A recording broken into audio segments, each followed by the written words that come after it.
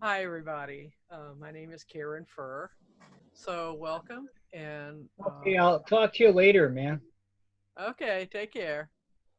Oops. Was that Todd? I'm sorry. No problem. I was talking to Karen on the telephone. Oh, okay. Hold on just a second. Let me get. Do you have a video, Yes. Todd? You can turn that on if you go to the lower left-hand corner. I think it's all.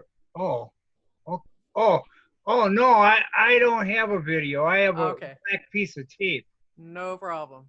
Hi, Karen Hi, and Karen. Susan. Hi, Susan. So anyway, this is a project that I've dreamt about for quite a long time, and I mean years. And so I'm just gonna do it. And the dream was to have a conversation with different shamanic practitioners um, who don't usually get a lot of the limelight, but they're brilliant practitioners all the same. And I've got some that have already been audio recorded, but I really wanted to do a video uh, opportunity. And so I am recording this, and I do edit my recordings and take out things like, is your video camera on? Take out those kinds of things. And when you share with the guests that I'm going to have on, um, I'll announce at the beginning that this is a recording. If you don't want your comments shared, I'll edit those out, but please let me know. And you can do that either um, just before you make the comment, because I can edit that little piece out too, or you can just text me or email me. And my phone number is 928-606-4611. My email is karen@spiritdrum.org, and I am on Facebook. And so, anyway, I want to introduce a friend of mine. We've known each other for a long time, and I hold him dearly in my heart. We don't see each other every blue moon, maybe, but I love Mushroom. He is just a brilliant, brilliant practitioner and one of the nicest people you'd ever want to meet. So I'm going to introduce Mushroom, and he is an author. He is a shamanic practitioner. He is a healer. He is a poet. Um, he rides his bike, and he's just one fabulous human being. So, Mushroom, it's yours. All right. Well, good morning, everyone. Wait a minute. Let me see if I can figure out how to get you on the screen. This is a learning curve, right? Yes, it Wait a is. second. There you go. All right. Well, good morning, everyone. Each morning, we have an opportunity to make choices. And the choice is usually, how our day is going to go. And for me, when I wake up in the morning, usually my first thought is, thank you, Creator, for my existence and my awareness. And please help me be a blessing. I am a blessing. And I always add the I am part because whatever follows am is so important to who we are and what we are and what we're evolving into. So pay attention whenever you say I am. Like for example, you stub your toe and your immediate reaction is something like, oh shit, or ouch, or something, and then you can either act and fall into a pity pool, which we're all entitled to, but you have to get out eventually. Mhm. And then it's a matter of I'm healing, I'm evolving, and I'm happy. And that's what we should pursue wherever we're going. If we start our day that way with I am happy, the sun is shining, I'm breathing, then it sets the tone. Mhm. Mushroom, how did you get to that place where you have that understanding? I got there through some tragic events. Mhm. Probably the most tragic event, that probably the catalyst, was our son's death. Because it made me realize that life really is unpredictable. It is incredibly short. Um, I mean, I'm 70 years old, but if I compare myself to a tree, like a sequoia, I've just arrived. So, like I look at the bees, they're only here for 2 weeks, 3 weeks at the most, and that's their whole lifespan.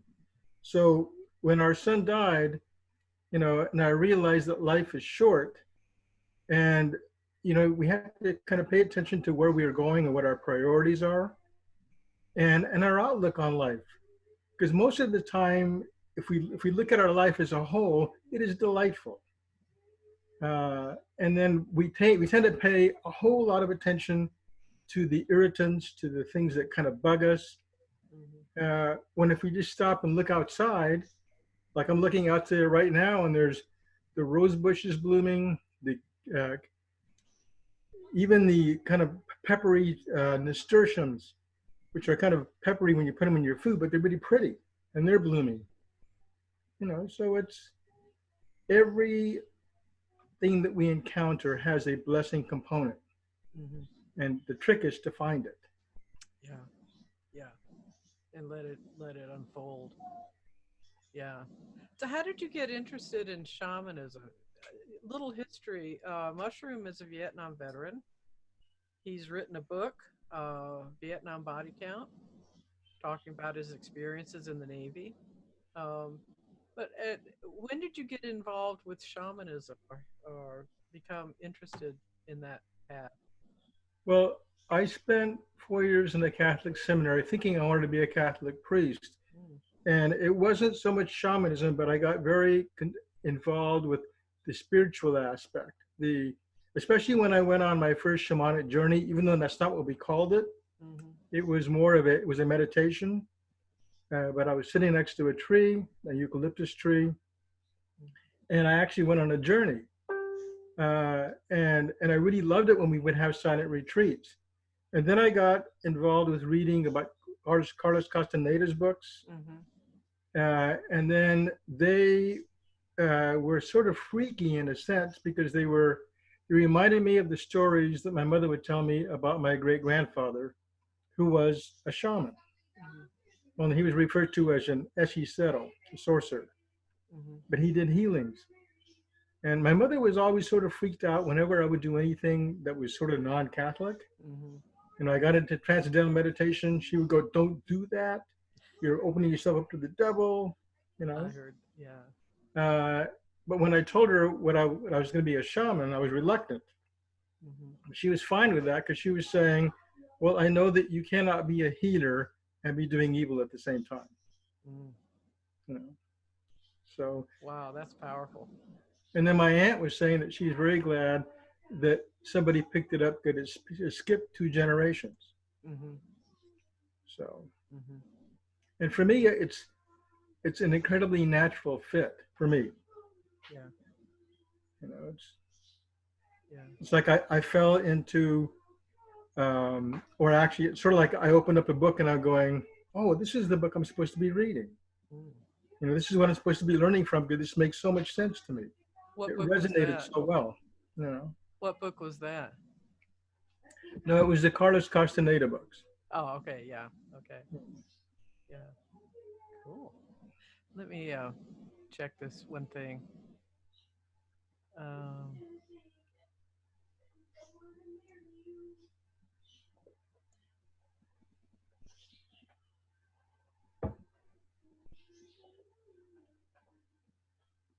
There's oh, that's what I needed to do, I think. What I'm dealing with here is when people are coming on, they're put in a waiting room, and I want to eliminate that, so when people call, log on, they can just come right into the meeting. Right. So, yeah.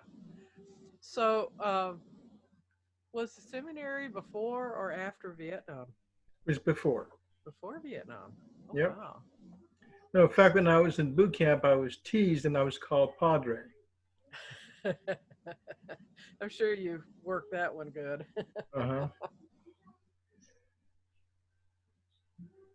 So, you wrote this book, Vietnam Body Count. can you talk about that and just share about that, or do you want to? Sure.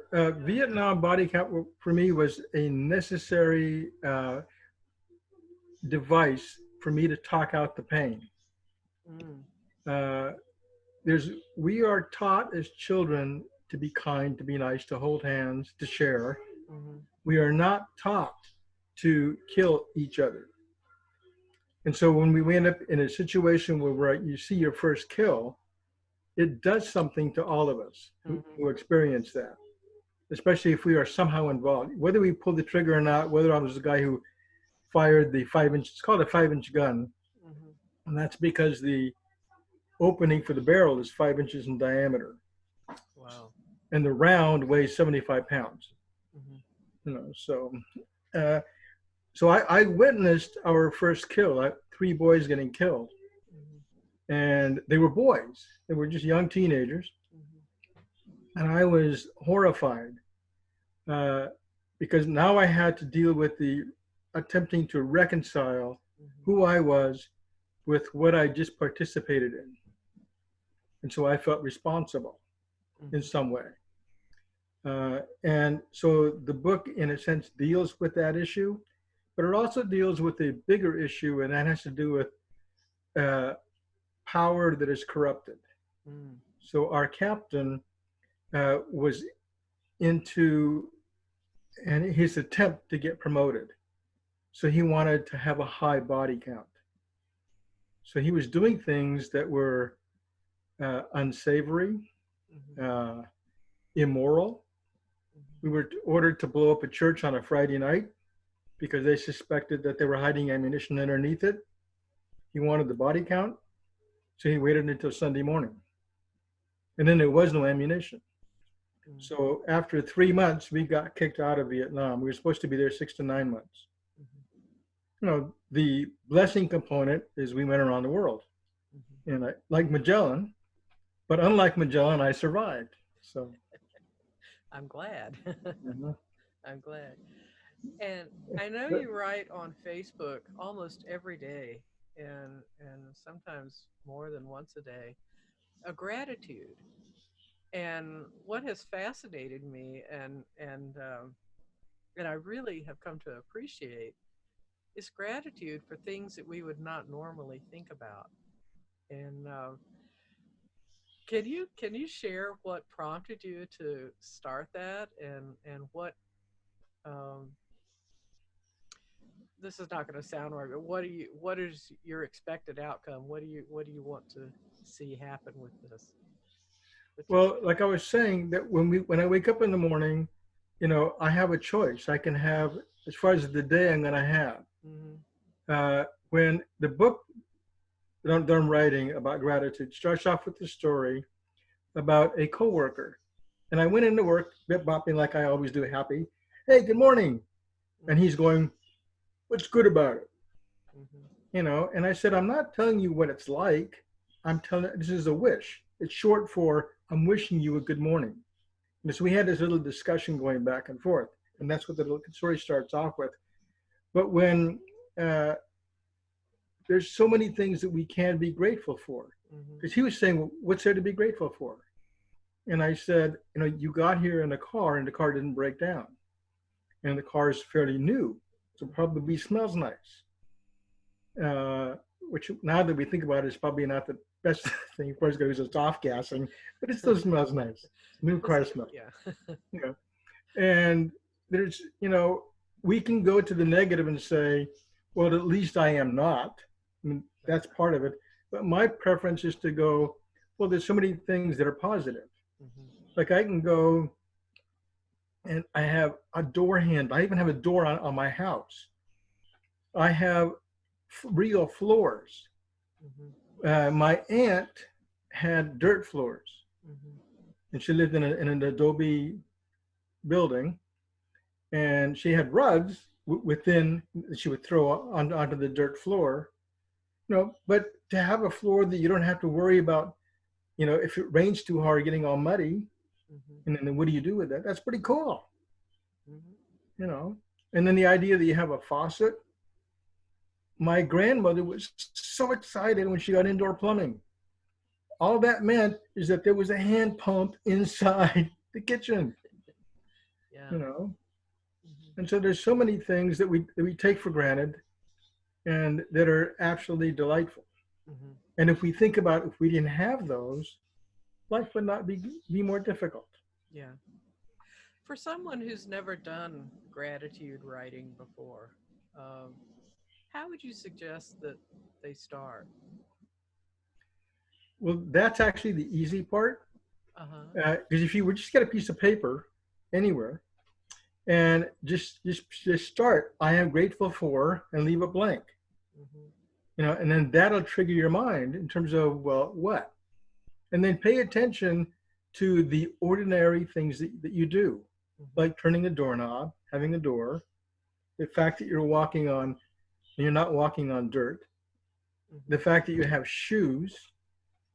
And if you go outside, there are sidewalks, there are streets, there are just, as you start thinking about it, it becomes not overwhelming, but it becomes delightfully big Mhm. for all the things that we can be grateful for. Mhm. Mhm. You know, like uh, I really love my beard, and I shave every day, oddly enough, but the beard is just a fun decoration on my face. Mhm. And when I shave it off, it freaks everybody out, especially Denise. But Denise really likes it when I do that because she says it's sort of like having an affair with somebody else and getting away with it. I can just hear Denise saying that. Yeah. Yeah.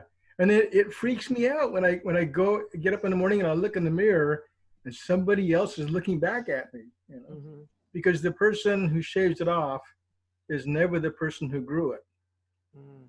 because I take years before I shave it off. Mhm. So I change. Yeah. Yeah. Well, good. Um, I was talking with someone yesterday, and I said I'm going to have Mushroom Montoya on uh, as my first guest in this series, and she said, "Is that his real name?" And I said, "Yeah, that's his legal name." And how did you come about getting named Mushroom? Well, that's a fun part. That's actually in the book Vietnam Body Count. Uh huh. I was put in charge of 35 guys in firefighting school. So my job in the Navy was to make sure that the ship did not sink once it got hit. Mhm. So I was trained in firefighting, plumbing, carpentry, and a whole bunch of other related things. Mhm. And because I was put in charge of these guys, after a week of practicing putting on all kinds of fires, Mhm. we were given what's called Cinderella Liberty, which means you can leave the base, but you better be back by midnight. Mhm. And so as I was giving instructions to everybody, then I started to leave. And because we'd only been together for a week, one of my guys needed to ask a question. He couldn't remember my name, so he read my shirt, Magic Mushroom. Ah. So I became Magic Mushroom. And in the Navy, I was primarily Magic, was my nickname, and people call me Mushroom as well. And then in 1977, I went to court and Mhm. changed it legally. Mhm. And so now you are Mushroom. Yes. And I remember my dad asking me, why would I do that? And I said, what was wrong with the name that they gave me?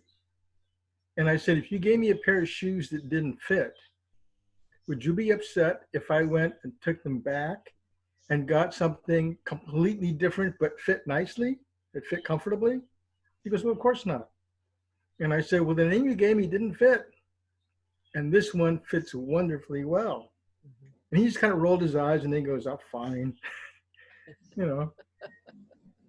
And I think he did that because he realized that was actually the truth. Mhm. That for as weird as it was, it fit me well.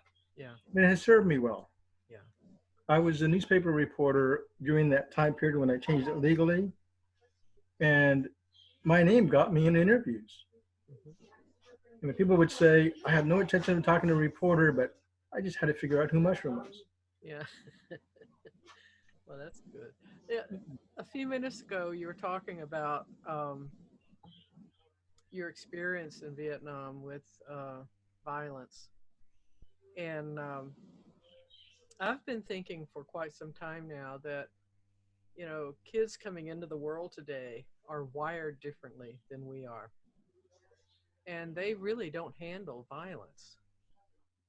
Yes, they do on videos and things like that. But as far as picking up a gun and shooting someone, uh, I'm interested in the concept that so many kids coming back from Iraq, Iran, or not Iran, but Afghanistan, are coming back with heightened levels of PTSD and um, other issues that they're finding hard to deal with. The suicide rate is astronomical. And I've been thinking, I wonder if that's because the kids coming in today are just wired differently. Do you have any thoughts around that? I don't think it's so much that we are wired differently, we are treated differently. I grew up with the belt, Uh-huh. getting spanked, and it was violent. Mm-hmm. It was effective, but it was violent. And Mm-hmm. so therefore, violence was an accepted entity. That's true. Yeah. Whereas, with my own grandkids, they get put in timeout. Right. They get talked to. So it's a different situation. So therefore, when they are confronted with violence, then the whole issue of trying to reconcile that with who they are and with what they are becomes really incredibly difficult. And the military is not really set up for dealing with the reconciliation of the violence. Mm-hmm. Mm-hmm. And That it's sort of makes like, sense. okay, if you're having a bad, and I go to the VA once a week, and I sit in a room with about 30 other, mostly Vietnam vets, Mm-hmm. and we meditate. And then we get younger vets will come in, and we have one older vet from the Korean War, Mm-hmm. but they all talk about the issue of how difficult it is to reconcile, if not impossible.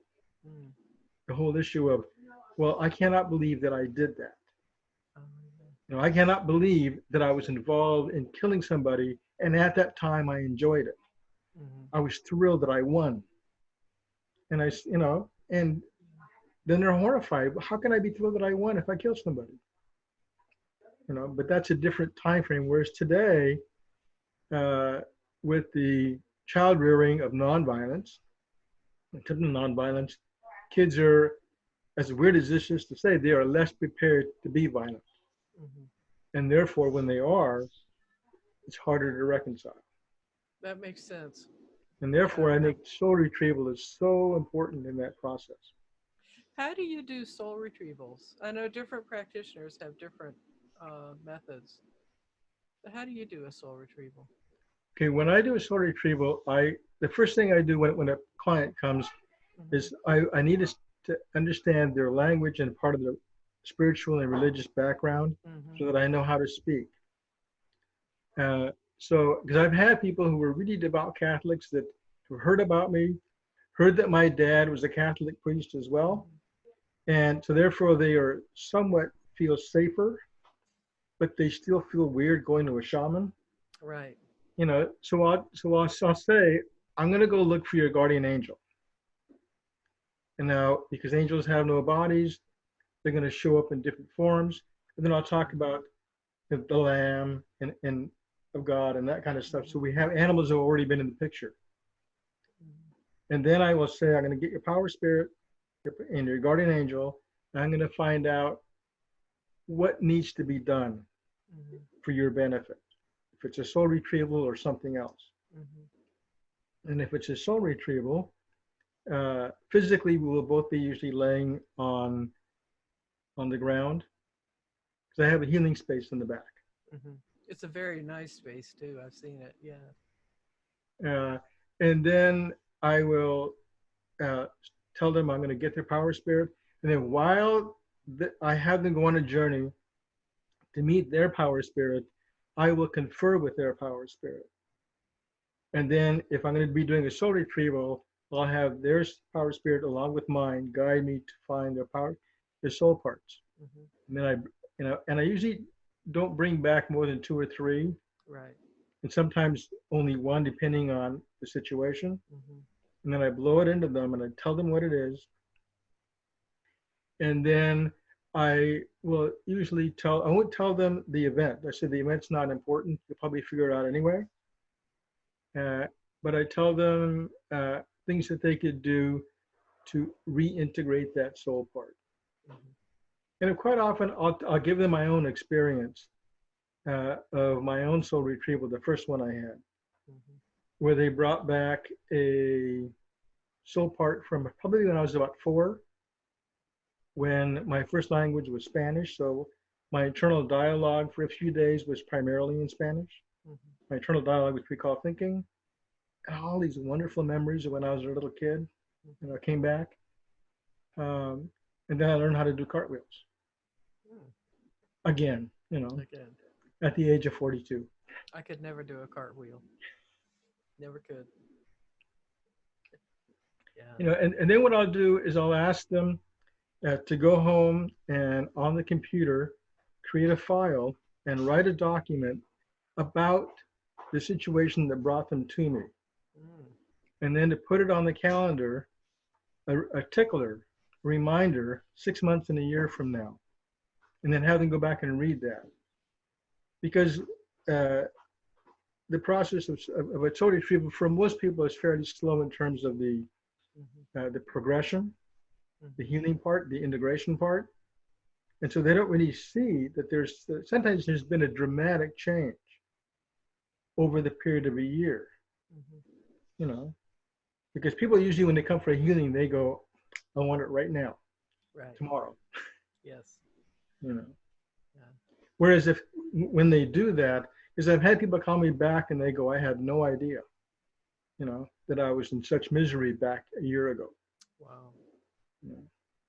Mm-hmm. And I said, that's wonderful. Yeah. I like the idea of, writing down what the experience was and then looking at it down the road a bit, 6 months, a year later. I really like that because I know I've done soul retrievals for folks, and they'll start posting on Facebook or writing journals or whatever the progression of their shift, and never mentioning that they had a soul retrieval, which is okay, but you can just see the natural progression of their lives when they record it. And it doesn't matter if they remember it's a soul retrieval or not. What matters is the shift itself, and Exactly. the fact that they're they've taken a different road in the fork of life, and it's just fun to see, and it's exciting to see. Yeah. What other practices? What other shamanic practices do you do with folks when they come to you? Well, usually I've been. I think you saw my didgeridoos that I have, and years ago, I acquired a didgeridoo from Australia. Now everything has its own spirit, and this didgeridoo definitely did. Yeah. And that's what I use as my healing instrument for the most part. So I will do sound healings, and so people will come over, and I almost always have the didgeridoo with me. So if they talk about certain body parts that hurt, I will usually play the didgeridoo. And when I do that, if I'm going to do a didgeridoo healing, I will call in the spirit of the didgeridoo, and I'll say, guide me to where it needs to go. So I will sit, across from the person, and then I will blow, and then I'll just let I close my eyes and let the didgeridoo move to wherever it goes. I had one woman who was an acupuncturist, and she talked about how she would get lower abdominal pains, but nobody really knew what the story was. So I did a healing on her, and the didgeridoo kept going to her lower back, and then I walk around, and then we get onto her front, and it was definitely her lower abdomen area. And I would open my eyes, and I would be going, well, I'm going to move it further up. and it would move back towards the crotch, keep going back down that way again. Mhm. You know, so I said, okay, I just have to trust. My eyes are closed anyway, so just trust. And then she said that a week later, within a week later, that the pain just increased. So she went to the doctor, and then they said, well, apparently you had a fibroid going behind your uterus, and something killed it, and it's dying, and it's shrinking, and that's why it was hurting so bad. Yeah. You know. Yeah. And that was the healing that she had received Yeah. from the didgeridoo. Yeah. Did she And make that connection? Huh? Did she make that connection? Was she able Yeah. to make that connection? Yeah. Wow. She saw that. She says that she loved the sound and she loved the way that it made her feel. Mm-hmm. Mm-hmm. Of course, after I left, then of course things, you know, everything changed, but a healing did take place. Yeah. And with when I talk about how everything has, I'm going to talk about a little bit about how everything has spirit, Mm-hmm. and everything is alive. If we look at life and we look at a microscope, and let's suppose we have an incredibly powerful microscope. So we go down and down and down. We eventually get to where everything is just energy. Mm-hmm. That's all there is. Right. And then as it gets denser, it appears to be solid. And because it's all energy, that means it all has its own intelligence, its own awareness. And it can sometimes communicate with us in spite of the fact that we don't understand what it's necessarily saying. Mm-hmm. So I was having a birthday party, and I had a little white latte machine. And I was talking to this gentleman, telling him this. And he says, so you're telling me that this latte machine is actually aware that we're here? And I said, in a manner of speaking, yes. And as soon as I said yes, a single drop of coffee fell and formed a perfect mushroom. You know, and I said, tell me that's coincidence, you know. And I said, the Wow. world that we live in is so mysterious. And there's so much that we don't know. And just because we can't measure it doesn't mean it doesn't exist. Right. Just, you know. Right. And that's what we're finding out about the sentience of all creation. You know, I grew up thinking and believing that plants, for instance, didn't have consciousness, Mm-hmm. that they were pretty, they were green, and, you know, and now what we're learning is that all of life has consciousness and all of life is sentient. And that whole notion that we're the smartest species or the most intelligent species doesn't seem to hold a lot of water these days.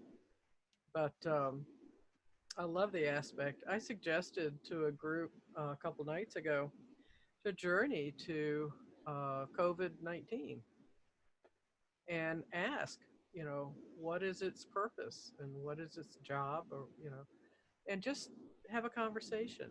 And so we'll talk about that when the group meets again next week. But, Mm-hmm. you know, all things are conscious and all things have a knowing. And we have the capacity to tap into that, but we have to let go of the notion that we are the best and greatest on the planet. Because if you're at the top, it's hard to, you know, it's hard to see the bottom, you know. Well, not only that, but it's hard to see our connection to everything and how Right. we are, and our interdependence on everything. Yeah. And their interdependence with us, Yes. you know, and the care and the love that the rest of creation has for us, um, unconditionally, obviously, given what we're doing to the planet, but Yes. unconditionally. And that's a knowing that they can give to us and to help us tap into that same knowing and capacity for unconditional love for all of creation. Yeah. Um, there are a number of people on, and would you be open to entertaining some questions? Sure. Okay, let me unmute everybody. Let me figure out how to. Okay, I'm just going to go off the line and just Okay, unmute everybody. while you're unmuting, I teach a class at the university on Introduction to the World of Shamans. And usually by the 6th class, I will send the students out to go on a journey to a plant that's on campus. Uh-huh. And I love it when they come back, because they come back with their eyes big, you know, because they're going, I didn't have to talk to a plant. Yeah. You know? Yeah. Well, Sandra Ingerman in one of her online classes had everybody going out into nature and, you know, stepping into the energy of a tree, a bush, or whatever they were encountering and having a conversation. And it was really amazing. Just amazing. You just needed to, Yeah, it's just, oh, are you me? Okay. If anybody has a question, please introduce yourself and ask your question. And if you don't want it on the recording, please say so, and then we'll take it off. Does anybody have any questions for Mushroom?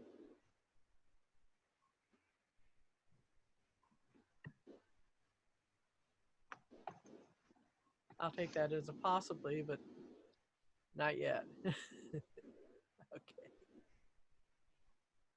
All right.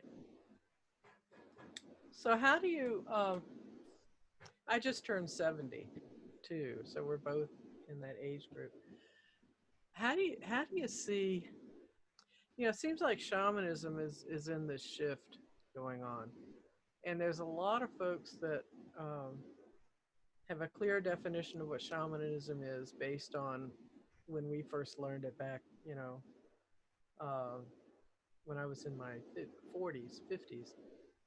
And it seems to be in a time of transition right now. Just the whole concept. The sound just disappeared. Huh? Oops, hold on. Can you hear me? I can't hear you at all. And I'm not very good at reading lips. Let me figure it. I'm not muted. So let me. Well, now you're back. I'm back. Okay. That's strange. Okay. All right. But anyway, it seems that, you know, as everything else is shifting, so is the practice of shamanism. How have you seen your practice shifting over the last maybe 10 years? Well, not a whole lot, because people come to me primarily for healing. And so my practice is, as far as being a healer, has stayed pretty much the same. There's been a greater acceptability. So people who will tell me that, you know, I would never have been here 5 years ago. You know, so I think that there's a shift, a global mind shift in terms of what is acceptable and what people are willing to try. And there's also, I mean, we are mind, body, and spirit. And our spiritual aspect, our spiritual nature needs to be acknowledged, and it needs to be exercised in a sense. And it's as if we have a yearning. So we'll find people, we'll find subjects, we'll read books that answer to that, that respond to that. You know, or, you know, like my brother, he goes into backpacking because he needs to get out to get in touch with that aspect of ourselves. But he won't say that he's being spiritual, but he is. He's connected. Okay. I'm trying to figure out how to start a chat, and I don't see it on here. So I was thinking if people wanted to ask a question, they could just, you know, put it in the chat, but I don't see that option. So we don't have that. If anybody does have a question or a comment, just unmute yourself and just say, you know, I have a question, and we'll take it from there. Okay. Hi, it's Annette. Hi, Annette. Hi, Mushroom. Hello, Annette. How are you? Fine, I'm wonderful. Good. I kind of got on at a little bit late on this talk, but on this interview. But anyhow, my question for you, Mushroom, and you know, Karen also, is, you know, we all know what trying times we're going through. Is there any suggestions you may have to people out there in which to help them through this time, so that it doesn't get overwhelming for them? Think about jumping rope. Now, that sounds kind of odd, but I used to love to jump rope when I was a kid. But I can't jump rope forever because everything is temporary. And this is temporary. Getting the flu is temporary. Having a birthday party where you're just so excited and happy is temporary. And I think if people are reminded that this passes, this will pass through, and our attitude, if we can always go to the dark side, we can always pop into fear, but it doesn't help us to stay there. There's nothing we can do. We don't have any control over it. We have control over washing our hands, about keeping our distance. And I think if we do those things, then we'll actually feel better with the realization that all this is temporary. You know, it's like people who they worry about the stock market. They go, "Oh wow, my retirement's just gone down the tubes." And I go, "Well, no, it hasn't. Just don't touch it. You weren't going to touch all of it now anyway. You know, so it's okay. This thing will pass." This is all. Life is temporary, and the moments within life are temporary. Happiness is temporary, and so is sadness. Fear is temporary, and so is joy. Everything is. Yeah. Thank you for that answer. Yeah, and I think it's important in it too to remember that most of us who tune into programs like this are sensitive, and many are empathic. And it's really important to remember that we are getting slammed by all sides from the collective with that energy of anxiousness and feeling overwhelmed. The thought forms that get thrown into the collective when we're in those states, those harder to deal with states, those of us who are empath and sensitives, we're being slammed by that. And one thing we can do during this time is try not to stay there. Acknowledge it. If I'm feeling overwhelmed, I can acknowledge that. I'm feeling overwhelmed. It's what I do about that. I heard a quote one time, whatever we don't change becomes choice. And like Mushroom said, we can choose to stay in that, or we can choose to do what we need to do to discern what's mine and what isn't. If it's mine, deal with it. If it's not, let it go. And let the flow of change run its course. There are a lot of people out there that are terrified. I know we just had a report that for the first time in Mojave County, we have a person who has tested positive for coronavirus. And social media is going nuts about that. It's like, oh my God, you know. I love, Mushroom, what you said. This will pass. Do what we need to do to stay safe, but it will pass. Nothing is permanent.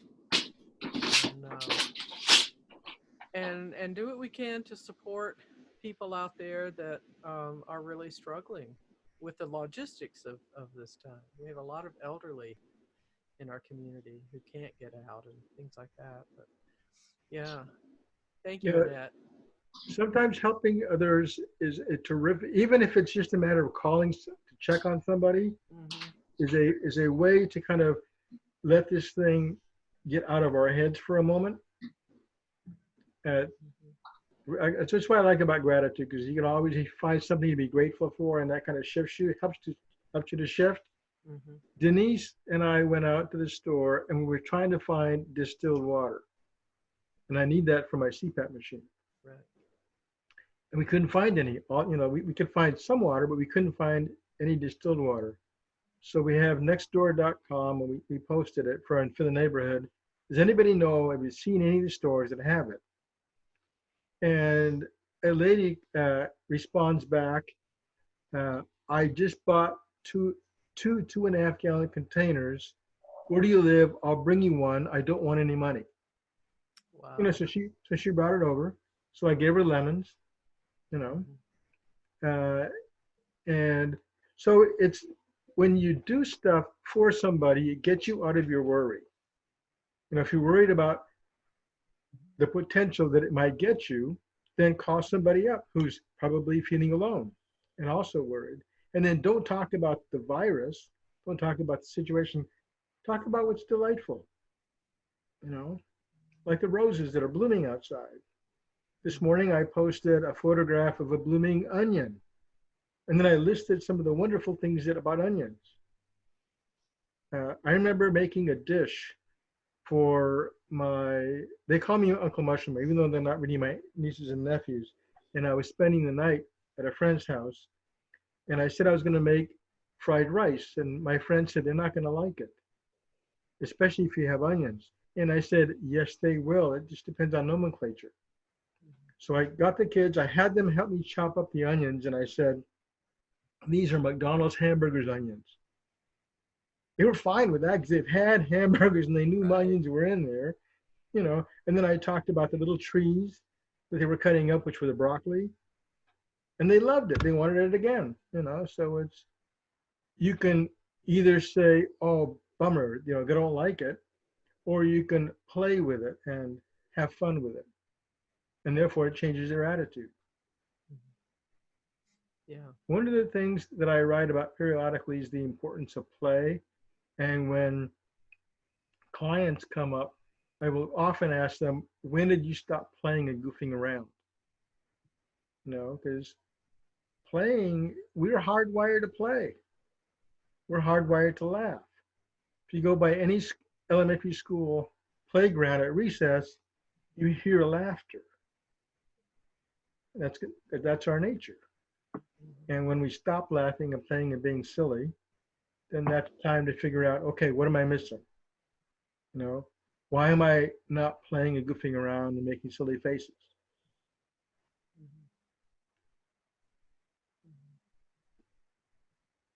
Annette, did that answer your question? Yes, thank you. You're I was welcome. also going to put in a little bit, you know, I have been posting, I've been trying to post a lot of positive and funny things to get people to laugh. And I had posted in a separate group that I belong to, I had posted just a video of the laughter of a baby, that no matter what the mother was doing, the baby was just laughing, which caused you to laugh. And when I posted it in this group, that has been the Annette, your audio is breaking up. But I suspect that probably got a tremendous number of hits. yeah. Yeah, Annette, your audio is we can't hear you. I do remember that post, and it really was hysterical. I mean, there's no way you could sit there and watch that with a straight face. Yeah, you just couldn't. Right. Oh, Right. now you're back. Good. I don't know if you can hear me at all, but anyway. Yeah, we can hear you now. Oh, okay. Okay. Yeah, I don't know if it's my connection, as in my wireless connection, because that's been kind of going weird. But anyway, yes, it did get a lot of hits, a lot of positive feedback, a lot of thank yous. We needed that. And so that's what I'm trying to do, is do a lot of funny posts, do some that are just downright silly, but are going to make somebody laugh. Yeah. Yeah. Mushroom, for somebody that's thinking, you know, I might have a shamanistic connection there, or interested in shamanism as a path, or interested in energetic healing. What recommendation would you make to someone who brought that to you? What recommendation for how to proceed with that would you suggest? Well, usually when somebody comes to me and they say that they're sort of interested, like they don't want to be a healer per se, but they like the idea of being connected. then, I talk to them about the importance of paying attention to what the plants and the animals are telling you. Mhm.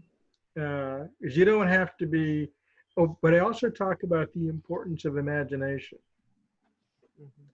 When I start the class, that I teach at the university, usually the first day I will talk about imagination. And I will talk about the Dene, the Navajo, and then the creation myth, and how Coyote gave humans the gift of imagination, much to the chagrin of some of the other creator spirits who were worried that humans would just mess things up with that gift. And that's how spirit talks to us, is with our imagination. When I teach people how to go on shamanic journeys, sometimes some of the guys will go, well, I imagined an opening and it was just dark. And I go, well, did you stop imagining? And he goes, well, I was hoping something would happen. I said, I'm not telling you to turn on a television set. Your imagination is your bicycle, your pedal. You have to pedal as you go along or you don't get anywhere. And he goes, well, if I'm just pedaling, then I'm just making it up. And I said, yes, you are. And no, you're not. You were making up, you're creating the pathway, you're driving the bicycle. And as you drive your bicycle, your imagination bicycle, things will happen. You'll start imagining things that are not really your imagination. And that's one of the wonderful, delightful things about going on a journey. And especially when you find things out that you're desperately trying to find out and you can't. And you go on a journey and you get your answer and you go, wow. And if you have a power spirit like a few of mine, they're incredibly funny. So for me, it's just fun. It's kind of like going out with some friends. Yeah. Actually, it is going out with friends. I call them the team. Yeah. Okay. Now you've got, you have some ways to get in touch with you. And do you mind if anybody has a question, if they emailed you? Yes. If you want my email, it is healing.shaman@gmail.com. I'm on Facebook under Magic Mushroom or Mushroom Montoya. I'm on Instagram as mushroom_is.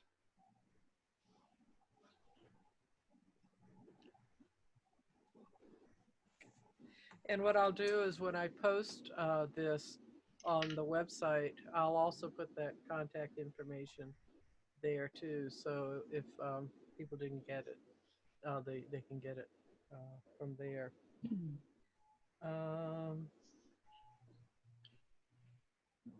Does anybody else have any questions? We still have a few minutes. Hi, can you hear me? Yes. Yes. This is Karen in Flagstaff, the other Karen. Yes. Hello, the other Karen. I just wanted to say thank you so much. This has been very wonderful to listen to your words and advice, and I especially enjoyed what you said about playing. I work with young children, and now I'm working from home, so there are no young children here, and I'm finding that singing and dancing and just really savoring. Like, I made myself breakfast this morning. I think it was the best breakfast I ever had. Because I really sat down and enjoyed it instead of wolfing it down and rushing out the door. I think that this time that we're having in isolation is going to be of great benefit in the long run. It will. If you make lattes or if you make things with milk, then at least when I make my lattes, I usually make faces, or I'll draw hearts, or I'll draw different. Food is a wonderful thing to play with.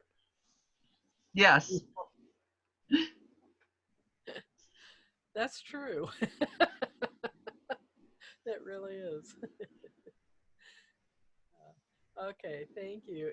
Does anybody else have a question? If so, just unmute yourself and ask. And let me get me back on. Okay, just for a moment. I just really, I love you, Mushroom. And Well, I love you too, Karen. I just want to, before I ask you, the last question that I have is just encourage people. If you like what you're seeing, if you like this kind of discourse, I'm going to be doing this on Wednesdays at 11 o'clock, and I invite you to join in. There's a website, shamanzoom.com, shamanzoom.com, that will list all of the programs that I'm going to be hosting, the conversations, and some other things I want to do too. And so I invite you to go there, shamanzoom.com. And if you'd like to support this work, feel welcome to make an offering, a donation. The work I do, I don't charge when I'm working with clients, and but I do accept donations. So if you'd like to do that, you can email me, Karen at spiritdrum.org, and just let me know. I'm going to put a donation button on the shamanzoom.com site. I believe there is one on Spirit Drum. My normal website is spiritdrum.org. So feel welcome to check that out. And just look through there and see if you resonate with the person that represents. If so, let me know. And Mushroom, there's one last question I have. And basically, is there anything that you want to say or want to share that I haven't asked? Just that I would recommend that people really pay attention to the beauty that is all around us, because that reflects back to who we are. You know, if we go outside and we're in awe of the flowers, in a sense, that's a reflection of who we are. And therefore, we can see the awe and the awesomeness within ourselves, because we are all divine.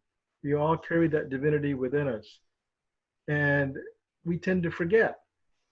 And when we look at a flower, or you look at a cat or a squirrel, you know, those are reminders that we're all awesome. Amen to that. Thank you very, very, very much, Mushroom. I'm so glad you did this. And I'm glad we did thank you this. for having me. Yeah, you're just an exceptional being. And now more people know who you are. And to me, that's exciting. All right, thank you. Yeah, and I would encourage you to read his book, Vietnam Body Count, because he does share a lot in there about his own life process that's very, very interesting. And it's a good read. So you can pick that up on Amazon, if they're still operating right now. But check out Amazon or any of the bookstores, and check out Mushroom's book. We're encouraging him to write a book on gratitude. So maybe we'll see that in the near future too. That'd be wonderful. All right. Thank you, Mushroom. You're welcome. And have a very good day. And thank you, everybody, for tuning in. And be blessed. You are blessed. Remember, we are the ones we've been waiting for. We were made for these times. I'm quoting other people, but it's my heart too. Do what you need to do to stay safe and well. Remember your neighbor. If you haven't seen him in a while, give him a call. See if they need anything. I know your pets the dogs are loving you being home. The cats maybe have other agendas. But take care, be safe, and I'll see you next week. Blessings. Bye-bye. Right, Blessings. Bye-bye. Thank you. Welcome. Thank you, Bye-bye. Mushroom. You're welcome. Thank you. Thank you, Mushroom. Bye. You're welcome. Bye-bye. Bye. Thank you. Blessings. Thank you, Mushroom. You're welcome. Thank you, Mushroom.